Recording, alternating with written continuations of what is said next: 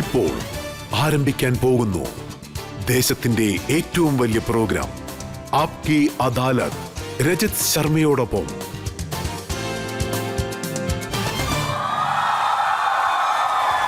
നമസ്കാരം. ആപ്കി അദാലത്തിലേക്ക് നിങ്ങളെ സ്വാഗതം ചെയ്യുന്നു. ആപ്കി അദാലത്തിൽ ഇന്ന് വരാൻ പോകുന്ന വ്യക്തി, അദ്ദേഹം എങ്ങനെയുള്ള വ്യക്തിയാണെന്ന് വെച്ചാൽ അദ്ദേഹത്തെ ലോകം മുഴുവനും കോടിക്കണക്കിന് ജനങ്ങൾ ഇഷ്ടപ്പെടുന്നു. അദ്ദേഹം ഒരു കച്ചവടം ചെയ്യുന്ന വ്യക്തിയല്ല, അതായത് ബിസിനസ് ഒന്നുമില്ല. കൊച്ചുമോള് മാത്രമേ ഉള്ളൂ. അദ്ദേഹം ലോകം മുഴുവനും രാമന്റെ കഥ പറഞ്ഞുകൊണ്ട് ശ്രീരാമന്റെ ചരിത്രം എല്ലാവർക്കും വളരെ ലളിതമായി പഠിപ്പിച്ചു കൊടുക്കുന്നു. പ്ലീസ് വെൽക്കം ഈ കാലത്തെ തുളസിദാസായ മുരാരി ബാപ്പു.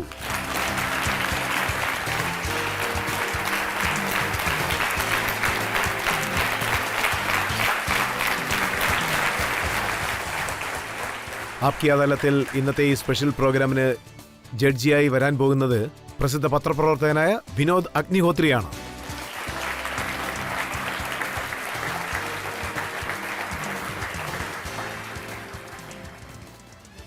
ആപ്കി അദാലത്തിലെ ഇന്നത്തെ വിചാരണ തുടങ്ങുന്നതിന് മുൻപ് ഇന്നത്തെ ജഡ്ജിയായ വിനോദ് അഗ്നിഹോത്രിയുടെ അടുത്ത് നമുക്ക് അനുവാദം ചോദിക്കാം.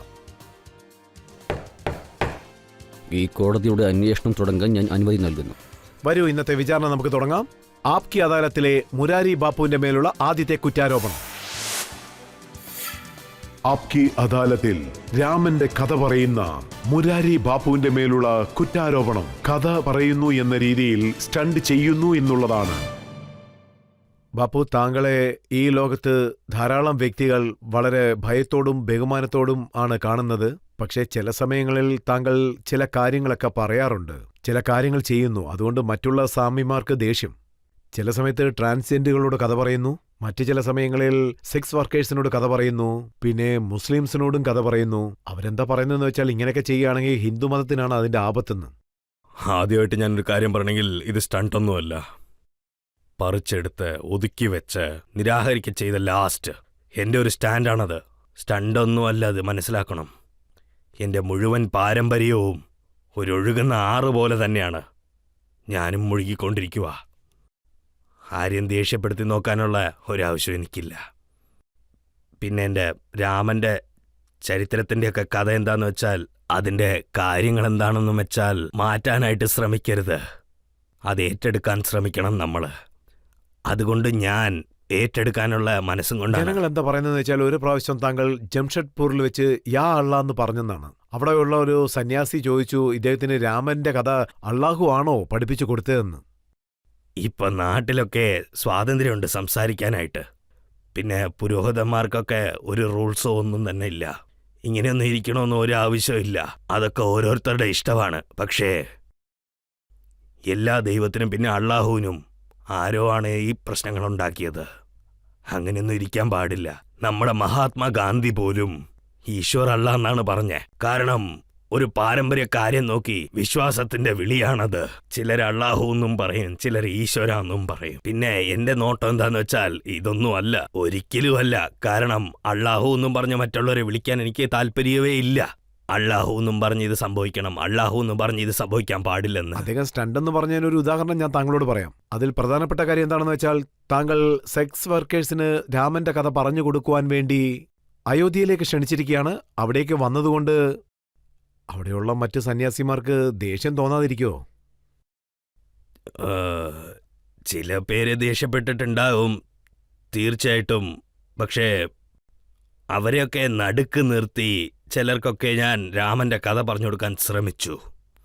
പിന്നെ തുളസിദാസ് അദ്ദേഹം വേശികൾക്കൊക്കെ ഒരു കാറ്റഗറിയിൽ നോക്കുകയാണെങ്കിൽ ഒരു പ്രത്യേക സ്ഥാനം തന്നെ കൊടുത്തിട്ടുണ്ട് അവർക്ക് വേണ്ടി തന്നെ.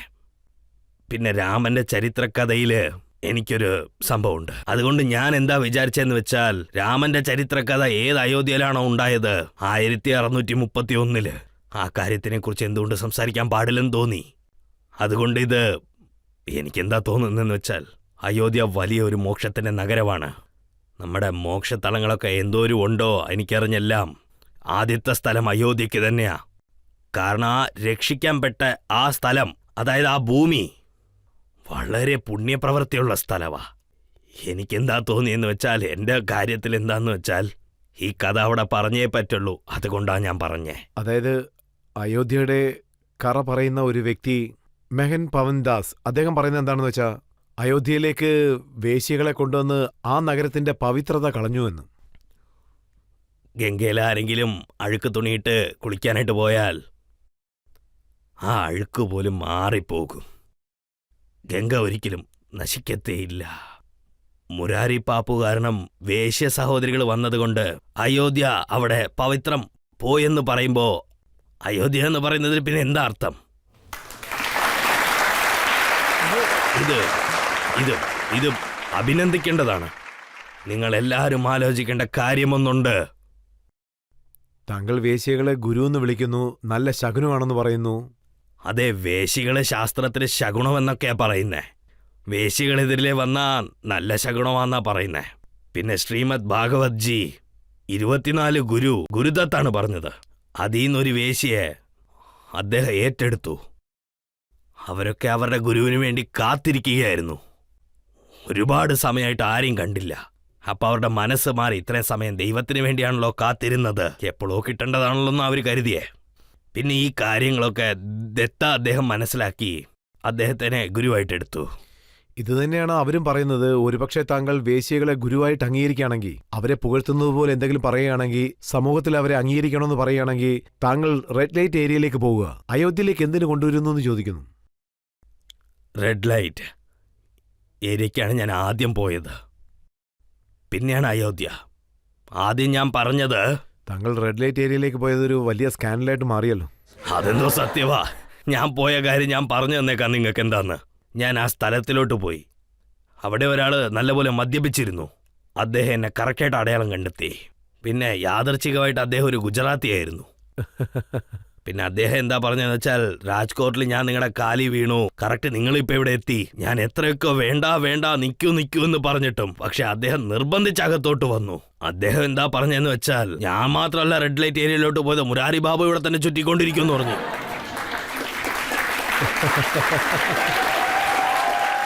അപ്പോൾ അദ്ദേഹം ഒരു പാട്ട് പാടിയില്ലേ, ഞങ്ങളെ വഴക്ക് പറയുന്ന വ്യക്തി തെരുവിൽ ചുറ്റിക്കറങ്ങുകയാണെന്ന്. അദ്ദേഹം തെരുവിലേക്ക് വരുന്നത് ഞാനും പലപ്പോഴും കണ്ടിട്ടുണ്ടെന്ന് പറയുന്നു. എന്ത് വേണമെങ്കിലും പറയാലോ, പക്ഷെ എനിക്കറിയാം ഞാൻ എൻ്റെ പണിക്ക് പോയതല്ല, ഞാൻ ശ്രീരാമന്റെ പണിക്ക് വേണ്ടി പോയതാണ് അവിടെ.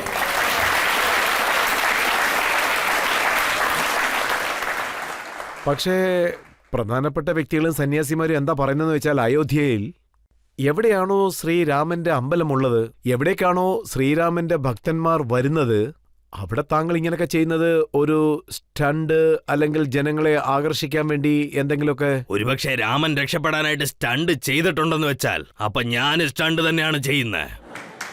ഒരുപക്ഷെ ഇത് രാമന്റെ സ്റ്റണ്ടാണെങ്കിൽ നിങ്ങളൊക്കെ രക്ഷപ്പെടാൻ വേണ്ടി എന്നാ തുളസിദാസ് സ്റ്റണ്ട് അടിച്ചിട്ടുണ്ട്. തുളസിദാസിന്റെ വഴി പോകുന്ന മുരാരി ബാബു സ്റ്റണ്ട് ചെയ്തിട്ടുണ്ട്. പക്ഷെ രാമ സ്റ്റണ്ട് ചെയ്തിട്ടുണ്ടെന്ന് ആരെ കൊണ്ടെങ്കിലും പറയാൻ കഴിയോ? രാമന്റെ അവതാര പണിയാണ് തുളസി എന്ന് പറയുന്നത്, പുണ്യപ്രവൃത്തി.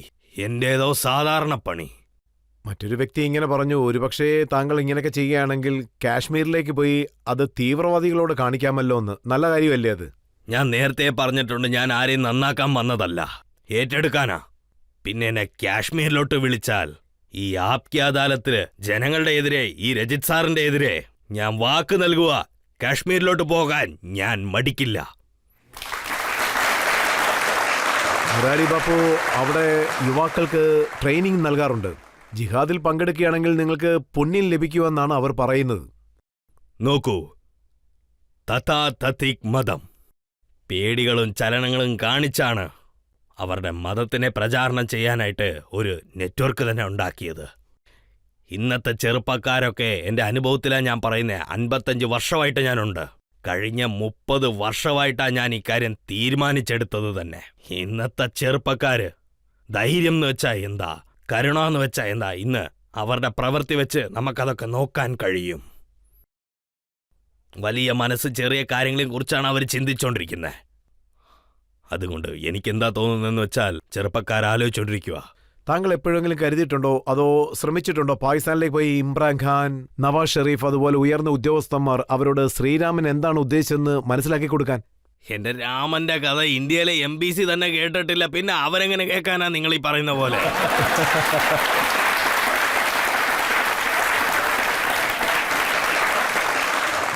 ആദ്യം ഇവരാണ് മനസ്സിലാക്കേണ്ടത് ഞാൻ വ്യാസപീഠം രാജപീഠത്തിലോട്ടാക്കുന്നെന്ന്. ഇവരെയൊക്കെ മാറ്റേണ്ട ആവശ്യമൊന്നുമില്ലല്ലോ, കാരണം ഇവരെല്ലാവരും താങ്കളെ അംഗീകരിച്ചതാണ്. മോദിജി എപ്പോഴും താങ്കൾക്ക് വളരെ ബഹുമാനം നൽകുന്നുണ്ട്. ഇല്ല, ഞാൻ പറയുന്നത് ഒരാളെക്കുറിച്ച് മാത്രമല്ല. പക്ഷേ ആരാണോ രാമന്റെ പേരിന് പേടിക്കുന്നത്, ഞാൻ അവരെക്കുറിച്ചാ സംസാരിക്കുന്നേ. ഞാൻ പാകിസ്ഥാനിലോട്ട് പോകണം, നല്ല ബന്ധങ്ങൾ ഉണ്ടാക്കണം, ഒരു പ്രശ്നങ്ങൾ ഉണ്ടാവാൻ പാടില്ലെന്നാണ് ഞാൻ പല വർഷമായിട്ടും പറയുന്നേ. പാകിസ്ഥാനിലോട്ട് പോകാൻ എനിക്കൊരു മടിയുമില്ല. വ്യാസപീഠത്തിന്റെ, രാജപീഠത്തിന്റെ. അപ്പോൾ എന്തുകൊണ്ടാണ് പോകാൻ സാധിക്കാത്തത്? ഇപ്പൊ അവസ്ഥ അങ്ങനെയാണുള്ളത്. എനിക്ക് കുറച്ച് ദിവസം മുമ്പ് കറാച്ചിയിൽ നിന്നൊക്കെ ഒരു വിളി വന്നിരുന്നു. ലാഹോരിൽ നിന്ന് ഒരു വിളി വന്നതാണ്. രാമന്റെ ചരിത്രകഥയിൽ എഴുതിയ പോലെ ജോഗ്ലഹൻ ഗ്രഹഭാരതിന്ന് ഈ 5 ഒരുമിച്ചിരുന്നാൽ അപ്പോൾ തീർച്ചയായിട്ടും ഞാൻ അവിടെയും കഥ പറയാൻ പോകും. താങ്കൾ എന്താണ് കരുതുന്നത്? തീർച്ചയായിട്ടും അവരെ അംഗീകരിക്കാമെന്നാണോ? കാരണം താങ്കളല്ല അവരെ മാറ്റാൻ പറ്റില്ല. നന്നാക്കുന്നത് എന്റെ മിഷനല്ല. ഞാൻ സ്നേഹത്തോടെ 2 കൈ നീട്ടിപ്പിടിക്കും. രാമൻ സുഗ്രീവനു വേണ്ടി നീട്ടിയ പോലെ, വിഭീഷണന് വേണ്ടി നീട്ടിയതുപോലെ, ഈ നാട്ടിലെ വഞ്ചി തൊഴിയുന്നവർക്ക് വേണ്ടി നീട്ടിയതുപോലെ, വെറും പാറകൾക്ക് വേണ്ടി നീട്ടി, അസുരന്മാർക്ക് വേണ്ടി നീട്ടി. രാമൻ ഒരു ആജാനബാഹു. വ്യാസ്പീഠിന്റെ കൈകളും ഒരു ആജാനബാഹുവാണ്. ഞാൻ അവരെ സ്വീകരിക്കും. സ്നേഹത്തോടെയാണ് സ്വീകരിക്കുന്നത്. ഞാൻ അവരെ ഉപദേശിക്കാൻ വേണ്ടി പോകുന്നതല്ല, സ്നേഹത്തിന് വേണ്ടി പോകുന്നതാ. അതായത് താങ്കൾ പറയുന്നത് പാകിസ്ഥാനിലേക്ക് പോകാൻ തയ്യാറാണ്, ഇതിനെപ്പറ്റി വലിയ ചർച്ചകളൊക്കെ സംഭവിക്കും, താങ്കൾ കല്ലറയിലേക്ക് പോയി രാമന്റെ കഥ പറഞ്ഞു എന്നും പറയും. ബനാറസിൽ ഞാൻ ഒരു വട്ടം പറഞ്ഞതാ, നോക്കൂ, ഇതുപോലത്തെ കഥ എവിടെ സംഭവിക്കണോ അവിടെ തന്നെ സംഭവിക്കുള്ളൂ. അയോധ്യയിൽ സംഭവിച്ച പോലെ, പിന്നെ കല്ലറകളിൽ സംഭവിച്ചതുപോലെ. അയോധ്യ, ബനാറസ്, കാശിലൊക്കെ വലിയ കല്ലറകളുണ്ട്.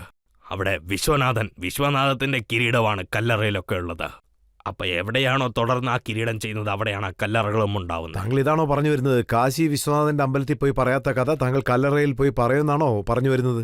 വിശ്വനാഥിൽ ആദ്യം നിങ്ങൾ ആ സ്ഥലമുണ്ടാക്കണം. അവിടെ ചുറ്റിനും കുറച്ച് സ്ഥലമുണ്ടാക്കണം. ജനങ്ങൾ അവിടെ ഇരുന്ന് കഥ കേൾക്കാനായിട്ട് വളരെ കുറച്ച് സ്ഥലമേ ഉള്ളൂ, നല്ല വലിയ സ്ഥലങ്ങളില്ല. ഒന്ന് അതിനെ ശുദ്ധീകരിക്കൂ, എന്നിട്ട് ഞാൻ അങ്ങോട്ട് വരാം. ഇപ്പോൾ താങ്കളുടെ ഒരു വീഡിയോ വളരെ ട്രെൻഡിങ് ആയിട്ട് പോകുന്നുണ്ട്. താങ്കൾ പറഞ്ഞിരിക്കുകയാണ് നന്നായിട്ട് ജീവിക്കുക, നന്നായിട്ട് കുടിക്കുക. ഇതാ നോക്കിയ സാറേ, ഇതൊക്കെ ഇന്നത്തെ ടെക്നോളജിയുടെ പ്രശ്നങ്ങളാണ്. മീഡിയ ചെയ്ത ഓരോ കാര്യങ്ങളാണ്. അവര് മുന്നും പിന്നും പറഞ്ഞ കാര്യങ്ങൾ എടുത്തോണ്ട് എഡിറ്റ് ചെയ്ത് ഏത് കാര്യത്തിനാണോ കൂടുതൽ ചർച്ച വരുന്നത് ആ ക്ലിപ്പ് മാത്രമാണ് റിലീസ് ചെയ്യുന്നത്. അവരൊന്ന് ഞാൻ ആദ്യം പറഞ്ഞതും പിന്നീട് പറഞ്ഞതും കൂടെ ഒരുമിച്ച് വെച്ച് കാണിക്കുവാണെങ്കിൽ അത് മനസ്സിലായേനെ. അതിൽ നല്ലപോലെ ജീവിക്കൂ, കുടിക്കാൻ പറഞ്ഞു ചോദിക്കുവാണെങ്കിൽ അറിയാം. ധന്യാസ്തൈ കൃതിനഃ പിബന്തി സതതം ശ്രീരാമനാമാമൃതം. രാമന്റെ പേരാണ് ഇവിടെ, രാമന്റെ പേരാണ് സോമനാമാതീർത്ഥം. കാരണം തുളസി രാമസോമൻ എന്നാണ് പറഞ്ഞേ. കാരണം ഞാൻ ആദ്യവും പിന്നീട് എന്താ പറഞ്ഞെന്നറിയാണ്ട് നല്ലപോലെ ജീവിക്കൂ കുടിക്കൂ എന്ന് അർത്ഥമെടുത്തത് ജിയോന്നും പറയാൻ ഇപ്പൊ പ്രശ്നമല്ലേ. അതിനെന്ത് ചെയ്യാനാ, ബാപ്പു ഏതോ ഒരു കമ്പനിക്ക് വേണ്ടി അഡ്വർടൈസ്മെന്റ് ചെയ്യുക. പറയൂ, ഞാൻ എങ്ങനെ ഇവരെയൊക്കെ പറഞ്ഞ് മനസ്സിലാക്കേണ്ടത്? സത്യത്തിൽ താങ്കൾ എന്താണ് പറഞ്ഞതെന്ന് ജനങ്ങൾക്ക് മനസ്സിലാക്കി കൊടുക്കാൻ ഒരു സന്ദർഭം വന്നിരിക്കുകയാണ്. ഞാൻ ശരിക്കും എങ്ങനെയാ പറഞ്ഞതെന്ന് വെച്ചാൽ നിങ്ങൾ എങ്ങനെ കുടിക്കണം. ഇപ്പോഴൊക്കെ നിങ്ങൾ എന്താണോ കുടിക്കുന്നത് കാണാണ്ട് പോയേക്കും. ഇങ്ങനെ ജീവിക്കണം. എങ്ങനെയാണെന്ന് വെച്ചാൽ ഇപ്പൊ ഈ കലിയുഗത്തിന്റെ കാര്യം എന്താണെന്ന് വെച്ചാൽ മനുഷ്യരുടെ സത്വഗുണം മുഴുവനും തീരുന്ന അവസ്ഥയിലാണുള്ളത്. രജോ ഗുണം മാത്രമുണ്ടെന്ന് തോന്നുന്നു. പക്ഷേ തമോ ഗുണം കൂടിപ്പോയി. തൊട്ടതിനും പിടിച്ചതിനും ദേഷ്യം, തൊട്ടതിനും പിടിച്ചതിനും വഴക്ക്. ഇതുകൊണ്ട് ഇപ്പോ എങ്ങനെയാണ് ജീവിക്കേണ്ടതെന്ന് വെച്ചാൽ ഈ ഗുണത്തിനൊക്കെ ഒരു കാര്യം ചെയ്യണമെന്ന് വെച്ചാൽ, അതായത് ജീവിച്ചേ പറ്റൂ. ഇതൊരു വലിയ ഭൂമി തന്നെയാണിത്, വലിയ ഭൂമിയാണിത്.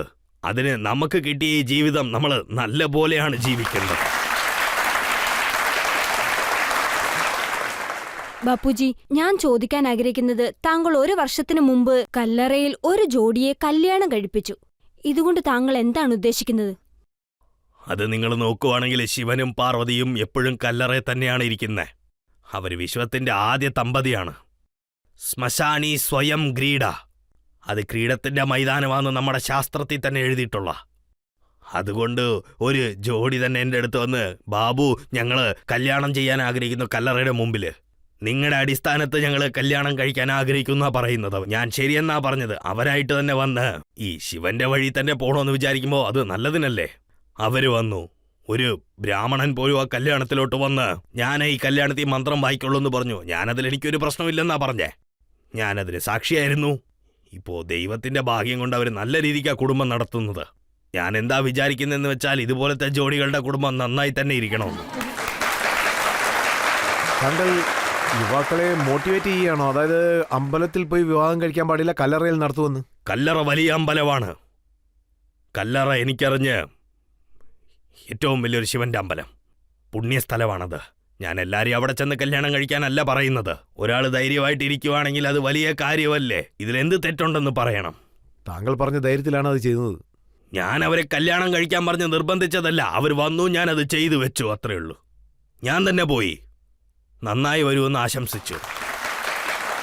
ഇനിയും പല കുറ്റാരോപണങ്ങളുണ്ട്. അതിനു മുമ്പ് ഒരു ചെറിയ ബ്രേക്ക് എടുക്കാം. ഇപ്പോൾ നമുക്കൊരു ബ്രേക്ക് എടുക്കാം. ബ്രേക്കിന് ശേഷം മൊരാരി ബാപ്പുവിനോടുള്ള ചോദ്യങ്ങളും അതിനുള്ള ഉത്തരങ്ങളും തുടരുന്നതായിരിക്കും.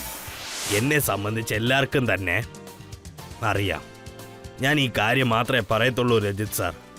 രാമൻ്റെ അമ്പലം കിട്ടുന്ന കാര്യത്തിൽ, അതായത് എൻ്റെ കാര്യത്തിൽ എന്തൊക്കെ എനിക്ക് വിശ്വാസമുണ്ടോ ആ അളവിന് ആർക്കും തന്നെ ഉണ്ടാവില്ല.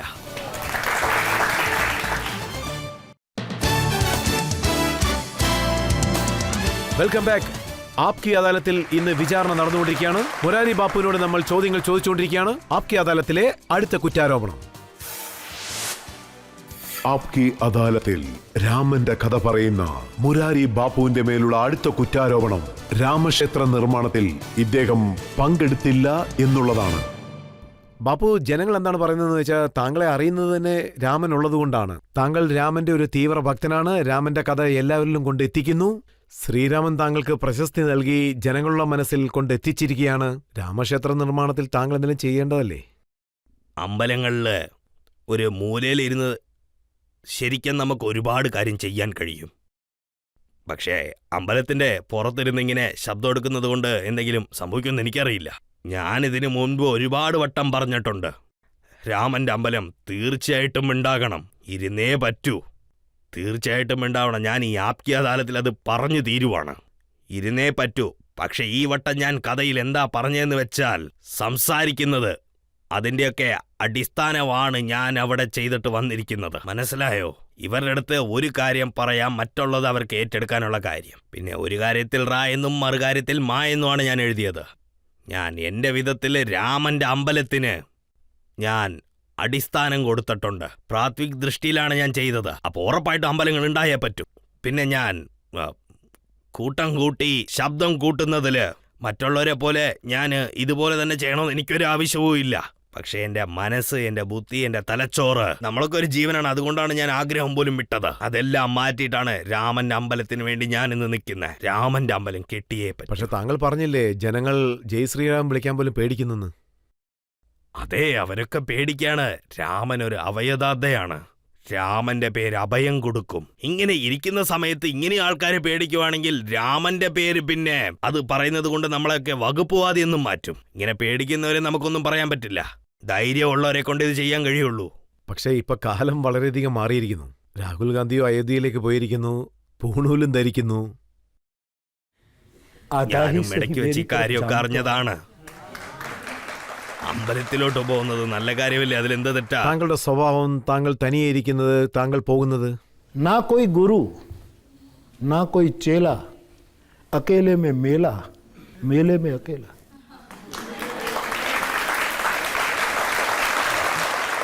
ഇപ്പോൾ ഒരു ബ്രേക്ക് എടുക്കാം. ബ്രേക്കിന് ശേഷം ആപ്കി അദാലത്തിൽ മുരാരി ബാപ്പുവിനോടുള്ള ചോദ്യങ്ങൾ തുടരുന്നതായിരിക്കും. മുസ്ലിം മതത്തിലുള്ളവരൊക്കെ എന്താ പറഞ്ഞെന്ന് വെച്ചാൽ, അവരുടെ ഹനുമാൻ. മതത്തിൽ ഇങ്ങനെയുള്ള പേരുകളൊക്കെ കാണും, അതായത് സുലൈമാൻ അങ്ങനെയുള്ള. ഞാൻ ഈ കാര്യം എപ്പോഴും സ്വീകരിക്കുവാണ്. അവര് ഹനുമാന്റെ ഫോട്ടോ വീട്ടിൽ വെച്ചോണ്ട് ഹനുമാന്റെ കാര്യങ്ങളൊക്കെ പഠിക്കണമെന്നുള്ളത്.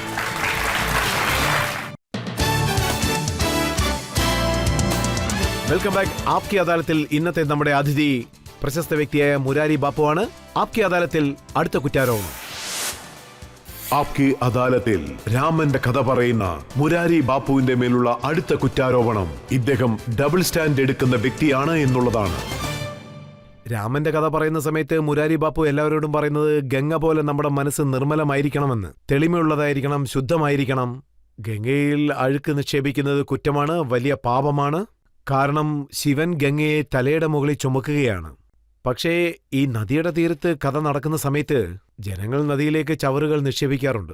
നോക്കൂ, എവിടെയാണോ തെറ്റൊക്കെ സംഭവിക്കുന്നത് അവിടെയുള്ള ജനങ്ങളുടെ അടുത്തും അവിടെയുള്ള എല്ലാവരുടെ അടുത്തും ഞാൻ പറയും, മനഃപൂർവ്വമായിട്ട് ഒരിക്കലും നശിപ്പിക്കരുതെന്ന്.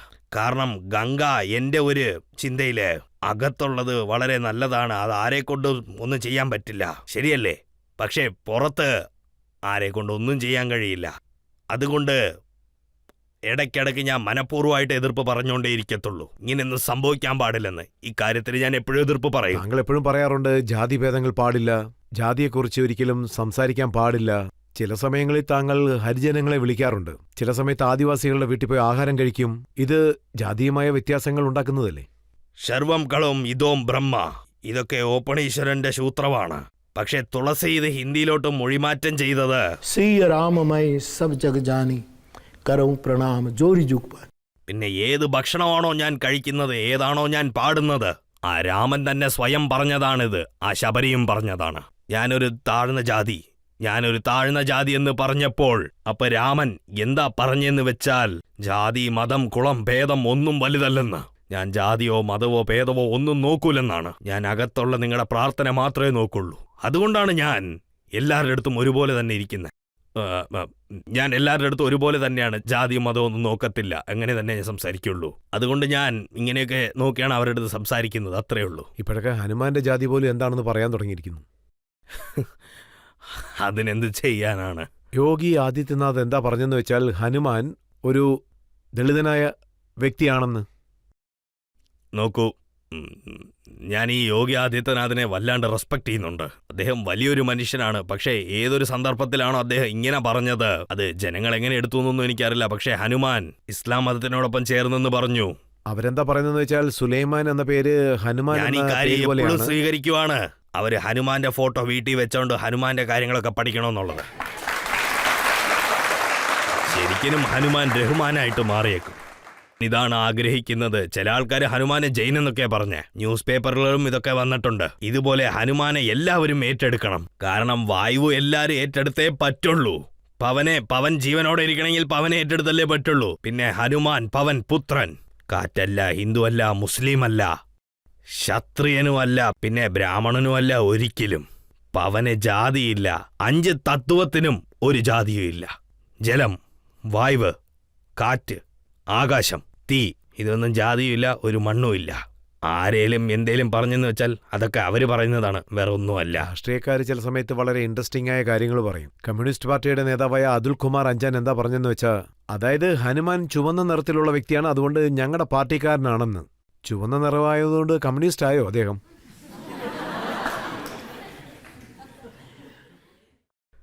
നോക്കൂ, രാഷ്ട്രത്തിൽ എന്താ സംഭവിക്കുന്നതെന്ന് വെച്ചാൽ സാമവേദ ദണ്ഡ്, സാമധാന ദണ്ഡവേദ ഈ രാഷ്ട്രീയ ലോകത്തിന്റെ വലിയൊരു സൂത്രം തന്നെയാണെന്നാ പറയേണ്ടത്. ഞാൻ രാജപീഠത്തെ ചേർന്നവനല്ല, വ്യാസപീഠത്തെ ചേർന്നവനാണ്. ഞങ്ങൾക്ക് സാമല്ല പ്രധാനം, സോമാണ് പ്രധാനം. സോം എന്ന് വെച്ചാൽ ചന്ദ്രൻ എന്നാണ് അർത്ഥം. ഞങ്ങളുടെ വ്യാസപീഠത്തില് ദണ്ഡത്തിന്റെ കാര്യമില്ല. ദണ്ഡത്തിനെ പുണ്യപ്രവൃത്തിയാക്കുന്നതാണ് ആവശ്യം. എങ്ങനെയാണെന്ന് വെച്ചാൽ ഋഷിയൊക്കെ ദണ്ഡക്കാടിനെയൊക്കെ പുണ്യപ്രവൃത്തിയാക്കിയില്ലേ. വ്യാസപീഠത്തില് ദാമിന് ഉണ്ടാവത്തില്ല. അവിടെ അവര് മടിയേന്തി നിൽക്കും, എല്ലാരെയും ഏറ്റെടുക്കും. വ്യാസപീഠത്തില് അവിടെ ഒരു ഭേദമുണ്ടാവില്ല, അവിടെ വേദവേ ഉണ്ടാവുള്ളൂ. അതുകൊണ്ട് രാജപീഠം, വ്യാസപീഠം, അതിന്റെ 2 ചിന്തകളും വേറെയാണ്. അതുകൊണ്ട് രാഷ്ട്രീയത്തിൽ ആര് വേണേലും എന്ത് വേണമെങ്കിലും പറയും. ശരി, താങ്കളെ സംബന്ധിച്ച് ഹനുമാൻ ആരാണ്? ഹനുമാൻ തന്നെയാണ്, പവൻപുത്രൻ. അപ്പോ ഹനുമാന് പ്രത്യേകിച്ചൊരു ജാതി ഇല്ല. ഒരുപക്ഷെ നിങ്ങൾ അദ്ദേഹത്തെ ഇതിനകത്തോട്ട് വിളിച്ചോണ്ട് വരണമെന്ന് വിചാരിച്ചാൽ, അന്ന് അദ്ദേഹം എത്രയോ പ്രാവശ്യം ബ്രാഹ്മണന്റെ വേഷം ഇട്ടിട്ടുണ്ട്. രാമന്റെ ഭക്തൻ ഹനുമാൻ ഒരു വിപ്രരൂപം കൊണ്ട ഒരാളാണ്. ബ്രാഹ്മണ വേഷം ഇട്ടു. തുളസിദാസ് ദി എന്താ പറയുന്നെന്ന് വെച്ചാൽ, അദ്ദേഹം വഴക്കിടുന്ന സമയത്ത് രാമന്റെ ദൂതൻ രാജ്പുത് ക്ഷത്രിയൻ, അദ്ദേഹം നല്ല രീതിക്ക് വഴക്കിടും. അദ്ദേഹത്തിന്റെ അകത്തോട്ട് രാജപുത്ര വരും, രാജ്പുത്ത് പോലെ ഉണ്ടാവും. അദ്ദേഹമാണ് രാമനെ ഓരോ ജന്മത്തിനും കടമയാക്കി വെച്ചത്. ഇതുപോലെ ആരെ കൊണ്ടിരിക്കാൻ പറ്റുമെന്നൊന്ന് പറയ്. അദ്ദേഹം ഒരു വൈശ്യരാണ്. പിന്നെ അദ്ദേഹം സേവന്റെ രൂപത്തിലുള്ളപ്പോ ഒരു ദാസനാണ്. അതുകൊണ്ട് അദ്ദേഹം ഒന്നിലും തന്നെ ഇല്ല. എല്ലാം നിറഞ്ഞൊരു മനുഷ്യനാണ്, എല്ലാവർക്കും സ്വന്തമായിട്ടുള്ള. പക്ഷേ എവിടെയോ താങ്കൾ പറഞ്ഞിരുന്നു ഹനുമാൻ ഒരു വൈജ്ഞാനികനാണെന്ന്. തീർച്ചയായിട്ടും വിജ്ഞാനി, ഒരു പുണ്യ വിജ്ഞാനിയാണ് അദ്ദേഹം, നോ ഡൗട്ട്. കാരണം സീതേനെ തേടാനായിട്ടുള്ളൊരു കാര്യം പറഞ്ഞിരുന്നു രാമൻ. ഹനുമാന്റെ ബലശാലികളും ബുദ്ധിശാലികളും രാമന്റെ അടുത്തുണ്ടായിരുന്നു. പക്ഷേ രാമൻ ഹനുമാനെയാണ് തെരഞ്ഞെടുത്തത്. കാരണം ഒരു പുണ്യസ്ഥലത്തിനെ ഒരു വിജ്ഞാനിയെ കൊണ്ടേ തേടിയെടുക്കാൻ പറ്റുള്ളൂ. അതുകൊണ്ടാണ് ഹനുമാൻ ഒരു വിജ്ഞാനി. പിന്നെ വാൽമീകി ഒരു വിജ്ഞാനിയാണ്. അതുകൊണ്ട് സീതാദേവിയെ എവിടെയാണ് വെക്കേണ്ടതെന്ന് വാൽമീകിയാണ് തീരുമാനിച്ചത്. അതുകൊണ്ട് അങ്ങനത്തെ ഒരു പുണ്യസ്ഥലത്തിനെ ഒരു വിജ്ഞാനിയെ കൊണ്ടാണ് കണ്ടെത്താൻ പറ്റുള്ളൂ. അതാണ്, ഹനുമാൻ ഒരു വിജ്ഞാനിയാണ്. ഹനുമാനെ കുറിച്ച് വളരെ നന്നായിട്ട് താങ്കൾ പറഞ്ഞു. ഇതൊരു കോൺട്രവേഴ്സി ആകാതെ ഇതോടെ നിർത്താം നമുക്ക്. താങ്കളെ സംബന്ധിച്ച് ഹനുമാൻ എല്ലാവരുടെയും സ്വന്തമാണ്. തീർച്ചയായിട്ടും തീർച്ചയായിട്ടും.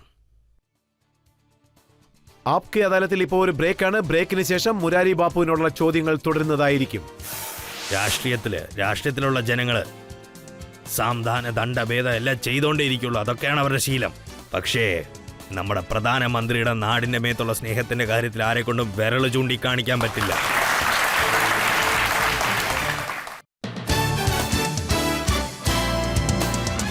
Welcome back. ആപ്കെ അദാലത്തിൽ ഇന്ന് നമ്മൾ ചോദ്യങ്ങൾ ചോദിച്ചുകൊണ്ടിരിക്കുന്നത് മുരാരി ബാപ്പുവിനോടാണ്. അദ്ദേഹത്തിന്റെ മേലുള്ള അടുത്ത കുറ്റാരോപണം. ആപ്കി അദാലത്തിൽ രാമന്റെ കഥ പറയുന്ന മുരാരി ബാപ്പുവിന്റെ മേലുള്ള കുറ്റാരോപണം അദ്ദേഹം കൺസർവേറ്റീവ് അപ്രോച്ചുള്ള ഒരു വ്യക്തിയാണ് എന്നുള്ളതാണ്. മുരാരി ബാപ്പു, ഈ കുറ്റാരോപണം യുവാക്കളുടെ അടുത്തു നിന്നാണ് വന്നത്. താങ്കൾ യുവാക്കളോട് വാട്സപ്പ് ഉപയോഗിക്കാൻ പാടില്ലെന്ന് പറയുന്നു, ഫേസ്ബുക്ക് കൂടുതൽ ഉപയോഗിക്കാൻ പാടില്ലെന്ന് പറയുന്നു. ഇതെല്ലാം വെറും വേസ്റ്റാണ്. ഇത് ശുദ്ധ വേസ്റ്റ് ഒന്നുമല്ല, ഫുള്ള് വേസ്റ്റ് തന്നെയാണ്.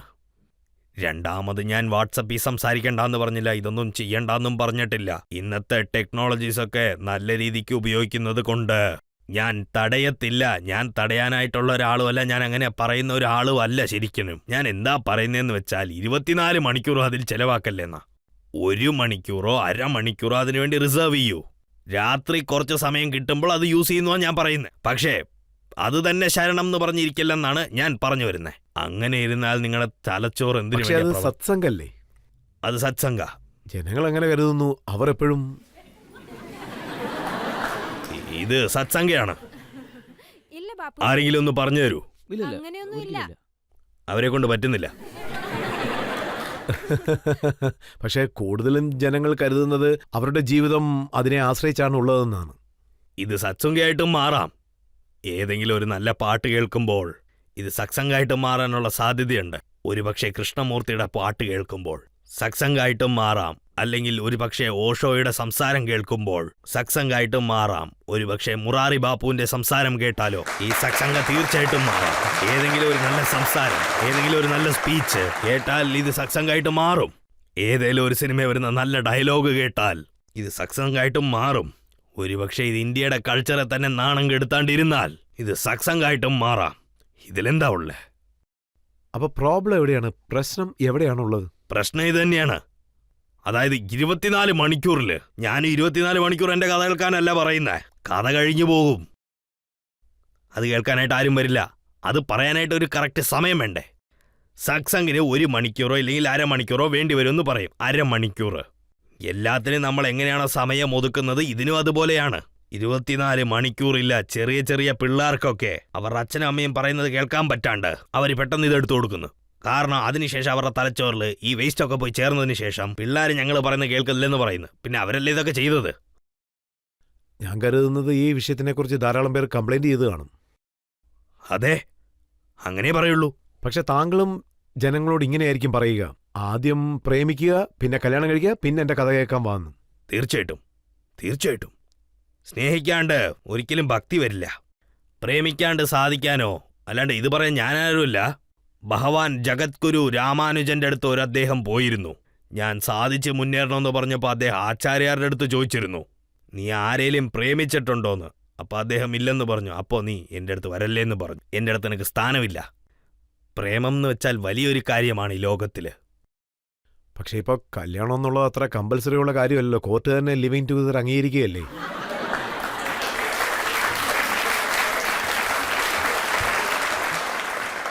കാരണം ഒരുപക്ഷെ രാമന്റെ ചരിത്രം അംഗീകരിക്കുകയാണെങ്കിൽ അപ്പോൾ ജനങ്ങൾ എന്തു പറയും?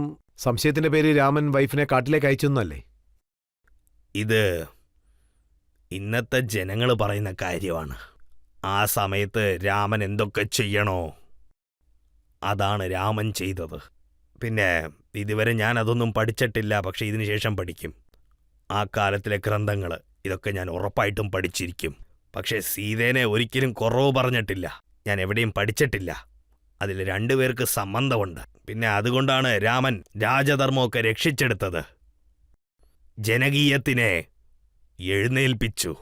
രാജാവ് ഇങ്ങനെയാണ് ഇരിക്കണ്ടേ, ഒരാളുടെ മനസ്സിലും ഒരു തെറ്റായ ചിന്തയും വരാൻ പാടില്ലെന്ന്. പിന്നെ രാമൻ എന്താ വിചാരിക്കുന്നതെന്ന് വെച്ചാൽ സീതയും അദ്ദേഹവും വേറെ വേറെ ആളല്ലെന്നാണ്. അതുകൊണ്ടാണ് അവിടെ പ്രശ്നമൊന്നും ഇല്ലാത്തത്. പിന്നെ ഇന്നാണ് ഇങ്ങനെയൊക്കെ സംഭവിക്കുന്നതും. പക്ഷെ എല്ലാ സംഭവങ്ങളും ഈ യുഗം ഈ ദേശത്തിന്റെ സംഭവത്തിൽ മനസ്സിലാക്കുന്നുണ്ട്. പക്ഷെ താങ്കൾ കഥ പറയുമ്പോൾ പറയാറുണ്ട് അക്കാലത്ത് പുഷ്പ വിമാനം ഉണ്ടായിരുന്നു, അക്കാലത്ത് മിസൈൽസ് ഉണ്ടായിരുന്നു, അഡ്വാൻസ് ടെക്നോളജി ഉണ്ടായിരുന്നു എന്ന്. അപ്പൊ തീർച്ചയായും ഈ കാലഘട്ടവുമായി റിലേറ്റഡ് ആയിരിക്കും അല്ലേ? അതെ, തീർച്ചയായിട്ടും അതിന്റെ അടിസ്ഥാനം ഇന്ത്യയിലാണ് വിതച്ചതെന്നേ ഞാൻ പറയുള്ളൂ. പക്ഷേ നമ്മുടെ ശീലം എന്താന്ന് വെച്ചാൽ നമ്മള് ഇന്ന് ഇന്ത്യയിൽ നിന്ന് ആവശ്യമുള്ള സാധനം അവിടുന്ന് തിരിച്ചു കിട്ടിയാൽ നമ്മൾ ഏറ്റെടുക്കും. ഇവിടെ നമ്മളത് വളർത്താൻ സമ്മതിക്കില്ലല്ലോ. അതല്ലാണ്ട് പുഷ്പക്കൊണ്ടായിരുന്നു, ദിവ്യദൃഷ്ടി കിട്ടുന്നുണ്ട്. സഞ്ജയ് ഇവിടെ ഇരുന്നു മഹാഭാരതത്തിന്റെ പോരാട്ടത്തില്. ഇതൊക്കെ ഇവിടെ ഇരുന്ന് ഇതൊക്കെ ഈ ടെലികാസ്റ്റൊക്കെ അന്ന് തൊട്ടേ ഉണ്ടായിരിക്കും. ഇതൊക്കെ ഉണ്ടെന്ന് നമ്മൾ സമ്മതിച്ചേ പറ്റുള്ളൂ. പക്ഷേ ഈ കാലഘട്ടത്തിലെ ജനങ്ങളോട് താങ്കൾ പറയുന്നത് ഇൻഫർമേഷൻ ടെക്നോളജി ഉപയോഗിക്കാൻ പാടില്ലെന്നാണ്. താങ്കൾ ഇതെല്ലാം അപ്പോൾ എതിർക്കുന്നത് പോലെയാണ്. അപ്പോൾ ഇങ്ങനെയും പറയുന്നു അങ്ങനെയും പറയുന്നു. ഇല്ല, ഞാൻ എതിർത്തിട്ടേ ഇല്ല. ഞാനത് നല്ല രീതിക്ക് ഉപയോഗിക്കാനാണ് പറഞ്ഞത്. എങ്ങനെ എതിർക്കും? ഞാൻ ഇന്നത്തെ ടെക്നോളജി എതിർത്തിരുന്നാൽ ഒരുപക്ഷെ 25,000 50,000 പേര് ഞാൻ പറയുന്നത് കേൾക്കുവാണെങ്കിൽ അതിന് ഞാൻ മൈക്രോഫോണോ അല്ലെങ്കിൽ ലൗഡ് സ്പീക്കറോ ഉപയോഗിച്ചില്ലെങ്കിൽ എങ്ങനെ ഞാൻ പറയുന്നത് അവർ കേൾക്കും? കഥ ലൈവ് ടെലികാസ്റ്റ് ആയില്ലെങ്കിൽ എങ്ങനെ ഞാൻ പറയുന്നത് അവർക്ക് പോയി ചേരും? വിജ്ഞാനം നല്ല രീതിക്ക് ഉപയോഗിക്കണം. ഇതാണ് എൻ്റെ ആഗ്രഹം. ഈയിടയ്ക്ക് നാസയിലുള്ള സയന്റിസ്റ്റുകൾ പറഞ്ഞിരുന്നു അവർ ശൂന്യാകാശത്ത് ഓം എന്നുള്ള സൗണ്ട് റെക്കോർഡ് ചെയ്തെന്ന്. അതെ, തീർച്ചയായിട്ടും ഞാൻ ഈ കാര്യം കേട്ടിരുന്നു. എനിക്ക് വളരെ സന്തോഷമായിരുന്നു. അവിടെ വലിയൊരു ബിഗ് ബാങ് തന്നെ സംഭവിച്ചിരുന്നു. ആ നാദം ഞാൻ കേട്ടിരുന്നു. അത് ഓം തന്നെയാണ്. ഇത് വലിയൊരു കാര്യമാണ്. ശരിക്കും ഇത് വലിയൊരു കാര്യമാണ്, വളരെ വലിയ കാര്യമാണ്. അപ്പോൾ ഇന്നത്തെ കാലഘട്ടത്തിൽ ഈ രാമന്റെ ചരിത്രവും ഇന്നത്തെ യുവാക്കളും തമ്മിൽ എന്താണ് ബന്ധമുള്ളത്? സത്യം, സ്നേഹം, വിശ്വാസം. രാമന്റെ സ്നേഹമാണിത്. രാമൻ ഓരോരുത്തരുടെ മേത്തും ഒരുപാട് സ്നേഹം ഇരിപ്പുണ്ട്. പിന്നെ രാമന്റെ സ്നേഹമുണ്ടല്ലോ. പിന്നെ ഈ 3 സൂത്രങ്ങളും എന്തെങ്കിലും ഒരു ദിവസം ഔട്ട് ഓഫ് ഡേറ്റ് എന്നൊക്കെ പറയാൻ കഴിയുമോ? ഇതിലാണ് ഓരോ നിമിഷവും ജീവിക്കേണ്ടത്. അതുകൊണ്ടാണ് രാമൻ കഴിഞ്ഞ കാലത്തുമല്ല ഭാവി കാലത്തുമല്ല, ഈ കാലത്തിൽ തന്നെയാണ്. അതുകൊണ്ട് രാമന്റെ ചരിത്രം ഏതൊരു കാലത്തിലും ഉണ്ടാവുന്ന ഞാൻ വിശ്വസിക്കുന്നേ. താങ്കൾ തന്നെ പറയൂ, ഇക്കാലത്ത് ആരാണ് അംഗീകരിക്കുന്നത്? ഒരുപക്ഷെ ഒരു മകനോട് അച്ഛൻ 14 വർഷം നീ രാജ്യം വിട്ട് പുറത്തു പോകണമെന്ന് പറഞ്ഞ... അല്ല, രാജ്യം എന്ന് വെച്ചാൽ ഇപ്പൊ ആരുടെടുത്തുള്ള രാജ്യം പറഞ്ഞേ?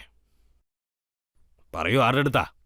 പക്ഷേ രാമന്റെ ചരിത്രം കേൾക്കുന്ന ആള്, രാമന്റെ ചരിത്രം ഏറ്റെടുക്കുന്നവര് ത്യാഗം നടത്താനായിട്ട് വന്നിരിക്കും. തീർച്ചയായും രാമനെ പോലെ ചെയ്തില്ലേലും കുഴപ്പമില്ല. പക്ഷേ ഇതെന്തോരും വലിയ കാര്യമാണ്. രാമൻ അദ്ദേഹത്തിന്റെ അധികാരം പോലും വിട്ടു. പിന്നെ ഭരതന് കിട്ടിയതോ? അദ്ദേഹം അത് വിട്ടുകളഞ്ഞു. ഇതൊക്കെ ലോകത്തെ വലിയൊരു ഉദാഹരണമാണ്.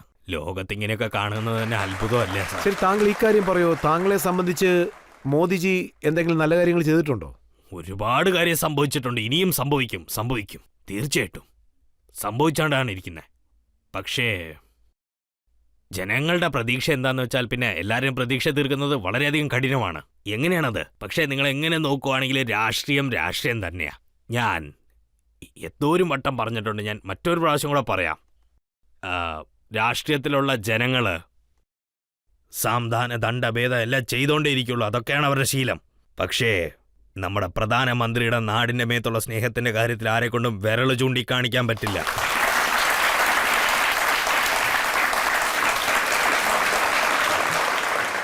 താങ്കൾ ഓരോ ഗ്രാമത്തിലേക്കും പോകുന്നു, തെരുവുകളിൽ ചുറ്റിക്കറങ്ങുന്നു, ഗ്രാമത്തിലുള്ള ഓരോരുത്തരെയും കാണുന്നു.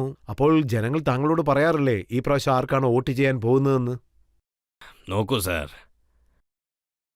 ജനകീയത്തിൽ ജനങ്ങൾ പറയുന്ന കാര്യമാണ് ആദ്യത്തിന് പ്രധാനമായിട്ടിരിക്കുന്നത്. പക്ഷെ നമുക്കെല്ലാം അറിയാമല്ലോ, നമ്മുടെ ഈ ജനങ്ങളുടെ വോട്ടൊക്കെ പൈസ കൊടുത്തും മേടിക്കാൻ കഴിയും. അവസാന സമയത്ത് പോലും മേടിച്ചെടുക്കാൻ കഴിയും. നമ്മുടെ രാമന്റെ ചരിത്രത്തിലുള്ള കഥയിൽ രാജധർമ്മത്തിന്റെ കഥ ജനങ്ങൾ പറയുന്നത് മാത്രമല്ലാണ്ടും വേറെ ഒരെണ്ണമുണ്ട്. അത് സാധുക്കാരി എന്നൊക്കെയാണ് പറയുന്നത്. സാധുകരുത്ത് എത്ര കൊടുത്താലും മേടിക്കാൻ കഴിയില്ല. പക്ഷേ ഞാൻ ഗ്രാമങ്ങളിലൊക്കെ ഉണ്ടാവും, ഗ്രാമം വഴിയൊക്കെ പോകും. അതുകൊണ്ട് ജനങ്ങൾ ഏതെങ്കിലും നല്ല ആൾക്കാർ വന്നാൽ നന്നായിട്ടിരിക്കുമെന്നാണ് കരുതുന്നത്. പക്ഷേ ഞാൻ അധികപക്ഷം ജനങ്ങളെ കണ്ടതുവരെ പറയുവാണ്, എന്താ തോന്നുന്നെന്ന് വെച്ചാൽ ഏതേലും ഒരു നല്ല മനുഷ്യനെ കിട്ടിയാൽ നല്ലതാണ്. അല്ലാണ്ട് ഓരോരുത്തർക്കും ഓരോ രീതിയാണല്ലോ.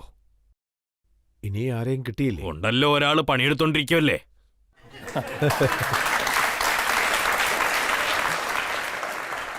താങ്കൾ പറഞ്ഞിട്ടുണ്ട് മനസ്സ് ഒരു കണ്ണാടി പോലെയാണെന്ന്. പടത്തിന്റെ പാട്ട് വെച്ച് തന്നെ അവരുടെ മനസ്സ് വായിക്കാം. तोरा मन दर्पण कहलाए, भले बुरे सारे कर्मों को देखे और दिखाए, तोरा मन दर्पण. പിന്നെ ഈ സിനിമാക്കാരൻ ഞാൻ രണ്ടു മനസ്സിലുള്ള കണ്ണാടി എന്ന് പറയുന്നില്ല. ഞങ്ങളുടെ തുളസി മുൻപേ പറഞ്ഞിട്ടുണ്ട്. श्री गुरु चरण सरोज रज निज मन मुकुर सुधार. നിങ്ങളുടെ മനസ്സൊരു കണ്ണാടി, അതുകൊണ്ടാ ഞാൻ പാടുന്നേ. ബാപ്പു താങ്കളോട് പല ചോദ്യങ്ങളും ചോദിച്ചു, രാമനെ കുറിച്ചും ഹനുമാനെയും കുറിച്ചും. ഇപ്പൊ നമുക്കൊരു ബ്രേക്ക് എടുക്കാം. ബ്രേക്കിന് ശേഷം ആപ്കി അദാലത്തിൽ ഇന്നത്തെ ജഡ്ജിയായ വിനോദ് അഗ്നിഹോത്രിയുടെ ജഡ്ജ്മെന്റ് എന്താണെന്ന് നമുക്ക് നോക്കാം.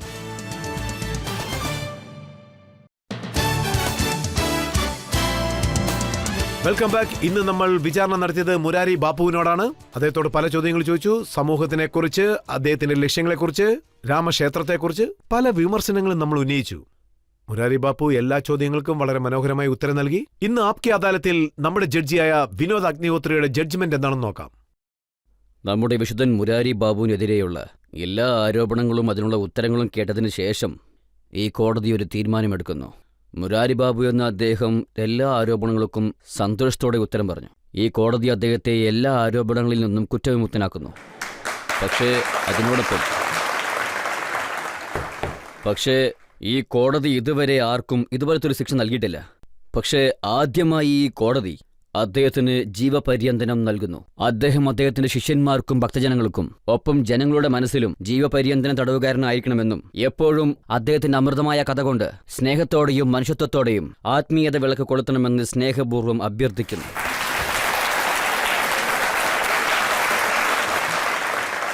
ഞാൻ നമ്മുടെ റെസ്പെക്ട്ഫുൾ ജഡ്ജി സാറിനെ, അദ്ദേഹത്തിൻ്റെ തീർപ്പിനെ ഞാൻ റെസ്പെക്റ്റ് ചെയ്യുന്നു. നിങ്ങൾക്ക് ഞാൻ നന്ദി പറയുന്നു. ഇവിടെയുള്ള എല്ലാവരും എൻ്റെ സഹോദരി സഹോദരന്മാരാ. നിങ്ങളുടെ ചോദ്യം ചോദിച്ചു, ഞാനതിന് ഉത്തരം പറഞ്ഞു. പിന്നെ രജത് സാറിൻ്റെ ഒപ്പം ചില ചോദ്യങ്ങളൊക്കെ ചോദിച്ചു, ഉത്തരം പറഞ്ഞു. എനിക്കറിയാവുന്ന എല്ലാ ഉത്തരവും ഞാൻ പറഞ്ഞിട്ടുണ്ട്. നിങ്ങളെല്ലാവർക്കും ഞാൻ സന്തോഷമായിട്ട് നന്ദി പറയുന്നു. എല്ലാവർക്കും എൻ്റെ നമസ്കാരവും നന്ദി. ജയ് ശ്രീറാം.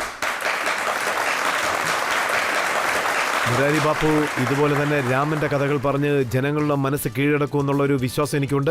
ജനങ്ങളുടെ മനസ്സ് കീഴടക്കും. രാമന്റെ സന്ദേശം എല്ലായിടത്തും കൊണ്ടെത്തിക്കും. ഇന്നത്തെ ഷോ ഇതോടെ അവസാനിക്കുകയാണ്. അടുത്ത പ്രാവശ്യം പുതിയൊരു അതിഥിയോടൊപ്പം നിങ്ങളെ ഞാൻ വീണ്ടും വന്ന് കാണുന്നതായിരിക്കും. നന്ദി, നമസ്കാരം.